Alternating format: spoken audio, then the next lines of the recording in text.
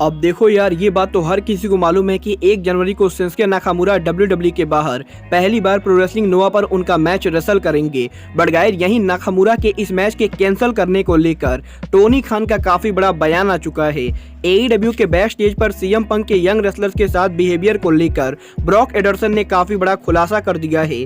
AEW company में जे lethal के bad booking के बाद क्या जे लीथल AEW कंपनी को लीव करेंगे, ये चीज भी रिवील हो चुकी है। AEW के रैम्पेज के लगातार गिरते व्यूअरशिप को लेकर डेव मेल्जर ने काफी बड़ी अपडेट दी गई। और गाइस, AEW के फॉर्मर सुपरस्टार बॉबी फिश के दुबई में पहले बॉक्सिंग मैच के अंदर क्या कुछ हुआ, इसको लेकर हम इस वीडियो पर बात करेंगे। तो गाइस चलिए बिना किसी देरी के शुरू करते हैं इस वीडियो को। और गाइस, सबसे पहले बात करते हैं CM पंक की। अब देखो यार, अगर बात करें यहाँ पर CM पंक की, तो गाइस जैसा कि तुम लोग को मालूम है, जब से ये AEW का ऑल आउट वाला ब्लॉल हुआ है, तब से इस चीज को लेकर तगड़ी रूमर चल रही है कि AEW का लॉकर रूम CM पंक को कंपनी में वापस नहीं आने देना चाहता है। और गाइस, मल्टीपल रिपोर्टर्स का ये दावा करना है कि टोनी खान तो CM पंक को कंपनी में वापस लाना चाहते गए, बट गाइस यहाँ पर majority of locker room CM पंक को वापस नहीं लाना चाहता है। और गाइस, AEW के लॉकर रूम के दबाव डालने की वजह से टोनी खान पॉसिबली CM पंक के कॉन्ट्रैक्ट को बाई आउट करेंगे। बट गाइस, यहीं इस हफ्ते AEW के one of the rising superstar Brock Anderson के लेटेस्ट इंटरव्यू के अंदर ब्रॉक एडर्सन ने CM पंक के बैक स्टेज बिहेवियर को लेकर बात की है, जहां पर ब्रॉक एडर्सन का ये कहना है कि CM पंक के लास्ट नाइट AEW में डेब्यू करने के बाद ब्रॉक एडर्सन CM पंक से ज्यादा बार नहीं मिले थे। बट गाइस, इसके बावजूद भी जब AEW के एक बार डायनामाइट शो के ऊपर ब्रॉक एडर्सन ने उनका टैग टीम मैच रेसल करने वाले थे, तो गाइस यहाँ पर मैच के शुरू होने के पहले CM पंक बैक स्टेज एरिया पर ब्रॉक एडर्सन से मिले थे। और गाइस, यहाँ पर CM पंक ने ब्रॉक एडर्सन को बताने की कोशिश की थी कि ब्रॉक एडर्सन को टेलीविजन पर अपने आप को कैसे प्रेजेंट करना चाहिए। और गाइस, यहाँ पर ब्रॉक एडर्सन के मैच के खत्म होने के बाद जब Brock Anderson back stage area पर पहुंचे थे, तो गाइस यहाँ पर CM पंक ने करीबन 1 घंटे तक ब्रॉक एडर्सन के साथ बात की थी। और गाइस, CM पंक ब्रॉक एडर्सन को ये समझा रहे थे कि यंग रेसलर्स को टेलीविजन पर किस तरीके से पेश आना चाहिए। और गाइस, यहाँ पर ब्रॉक एडर्सन का ये कहना है कि CM पंक और ब्रॉक एडर्सन के उस मीटिंग के बाद ब्रॉक एडर्सन ने CM पंक से बैक स्टेज पर काफी बार बात की गई। और गाइस, यहाँ पर AEW के बैक स्टेज के ऊपर AEW के यंग रेसलर्स के लिए CM पंक एक बहुत ही बड़े मेंटोर थे। और गाइस, AEW के यंग रेसलर डेफिनेटली CM पंक को देखना चाहिए। इस इंटरव्यू के बाद अब ये चीज तो बिल्कुल ही क्लियर हो चुकी है कि AEW के लॉकर रूम में जो लोग CM पंक को पसंद नहीं करते गए, वो डेफिनेटली AEW के हाई प्रोफाइल रेसलर हैं, क्योंकि गाइस डेफिनेटली CM पंक के AEW कंपनी में आने से बाकी रेसलर्स की वैल्यू कम हुई गई। और गाइस, यहाँ पर डेफिनेटली AEW के यंग रेसलर को तो CM पंक से कोई भी प्रॉब्लम नहीं गए। बट गाइस, जहां तक बात रही AEW के रेसलर्स की, तो गाइस यहीं इस हफ्ते AEW के फॉर्मर सुपरस्टार बॉबी फिश ने फाइनली प्रो रेसलिंग इंडस्ट्री के बाहर बॉक्सिंग में उनका डेब्यू किया था, जहां पर इस हफ्ते दुबई में बॉक्सिंग के लेटेस्ट इवेंट के ऊपर बॉबी फिश ने उनका पहला बॉक्सिंग फाइट लड़ा था। और गाइस, यहां पर दुबई में इस बॉक्सिंग इवेंट के ऊपर AEW superstar Sammy Guevara commentary table के ऊपर मौजूद थे, जहां पर बॉबी फिश के इस बॉक्सिंग मैच के लिए सैमी गुवारा कमेंट्री भी कर रहे थे। और गाइस, यहीं बॉबी फिश के पहले बॉक्सिंग फाइट के अंदर बॉबी फिश ने मात्र 35 सेकंड के अंदर उनके अपोनेंट को नॉकआउट कर दिया है।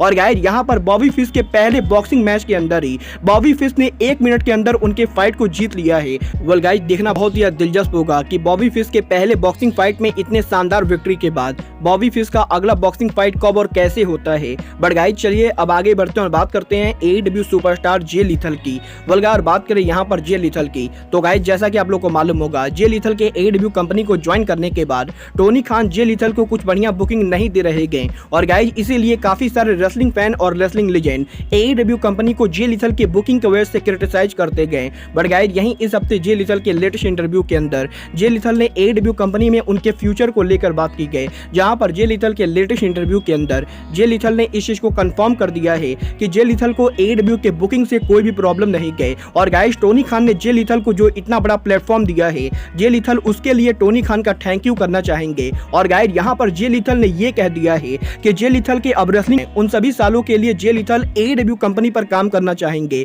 और गाइस, AEW रेसलिंग वो कंपनी होने वाली है जहां पर जे लीथल उनका प्रो रेसलिंग रिटायरमेंट लेंगे। और गाइस, यहाँ पर जे लीथल ने इस चीज को क्लियर कर दिया है कि अगर AEW कंपनी जे लीथल को फायर नहीं करती गए, तो गाइस जे लीथल AEW कंपनी को कभी भी लीव नहीं करेंगे। और गाइस, डेफिनेटली AEW वो कंपनी होने वाली है जहां पर जे लीथल उनके करियर को ओवर करना चाहेंगे। वेल गाइस, देखना बहुत ही दिलचस्प होगा कि टोनी खान कभी जे लीथल को सही से पुश देते हैं या नहीं। बट गाइस, चलिए अब आगे बढ़ते हैं और बात करते हैं AEW के secondary TV show AEW rampage की। वेल गाइस, ये बात तो आप लोग भी भी मानोगे, AEW के लास्ट ईयर रैम्पेज के शुरू करने के बाद AEW रैम्पेज की व्यूअरशिप दिन पर दिन गिरती जा रही है और गाइस यहाँ पर AEW के एवरेज व्यूअरशिप करीबन 4 लाख से 5 लाख के बराबर होती गए, जो कि AEW रैम्पेज के लिए काफी बुरा है। बट गाइस यहीं इस हफ्ते AEW रैम्पेज के लगातार गिरते व्यूअरशिप के अंदर डेव मेल्जर ने काफी बड़ा खुलासा कर दिया है, जहां पर इस हफ्ते रेसलिंग ऑब्जर्वर डेव मेल्जर ने इस चीज को कंफर्म किया है कि AEW रैम्पेज के फ्राइडे नाइट को रात में 10 बजे ब्रॉडकास्ट होने की वजह से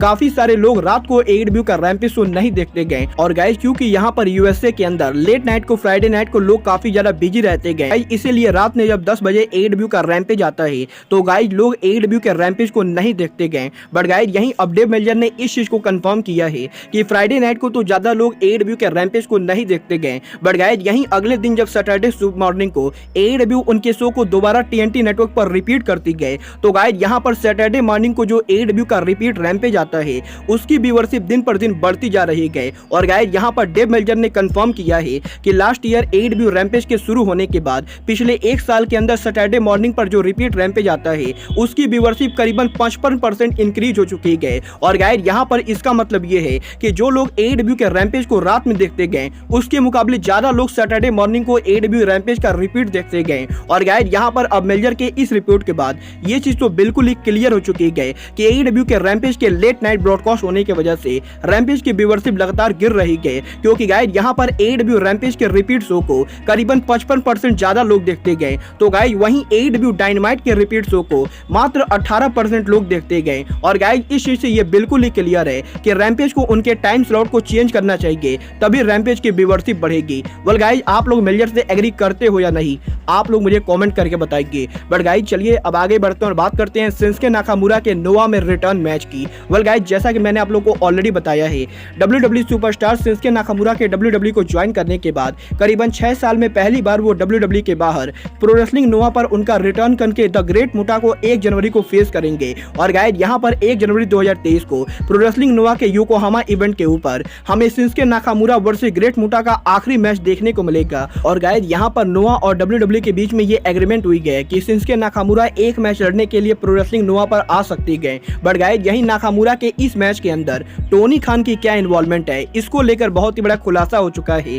गाइस इस हफ्ते रेसलिंग ऑब्जर्वर डेव मेल्जर के लेटेस्ट रिपोर्ट के अंदर डेव मेल्जर ने इस चीज को कंफर्म किया है कि NJPW के बाद अब जापान की दूसरी सबसे बड़ी कंपनी प्रो रेसलिंग नोआ भी टोनी खान के साथ काम कर रही है। और गाइस यहाँ पर करंटली नोआ और AEW रेसलिंग ये दोनों कंपनी पार्टनरशिप के अंदर है। और गाइस इन दोनों कंपनी के शॉर्टली पार्टनरशिप होने के बाद नोआ ने WWE से नाकामुरा के मैच के लिए बात की थी। और गाइस अब जबकि WWE का सुपरस्टार नोआ पर आ रहा है, तो गाइस यहाँ पर नोआ इस चीज को लेकर काफी ज्यादा कंफ्यूज है कि AEW कंपनी का इस पर कैसा रिएक्शन होगा, क्योंकि गाइस डेफिनेटली अमेरिका के अंदर AEW और WWE एक दूसरे के राइवल।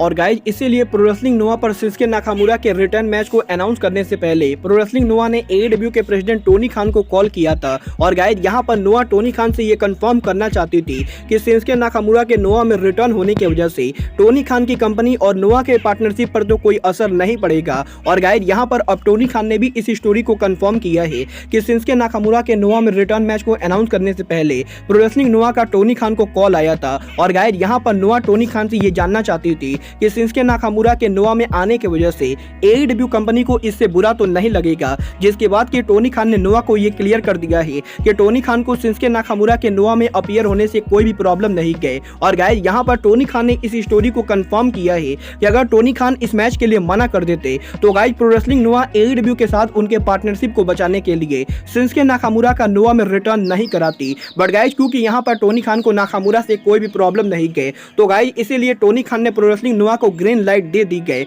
और गाइस यहाँ पर नोआ के अंदर करंटली शिंसुके नाकामुरा और ग्रेट मुटा का जो मैच होने वाला है वो पूरे मैच के अंदर टोनी खान की काफी बड़ी इन्वॉल्वमेंट है, क्योंकि गाइस यहाँ पर अगर टोनी खान इस मैच के लिए मना कर देते तो गाइस डेफिनेटली नाकामुरा नोआ में वापस नहीं आने वाले थे। वेल गाइस आपको क्या लगता है, टोनी खान को इस मैच के लिए मना करना चाहिए था या नहीं?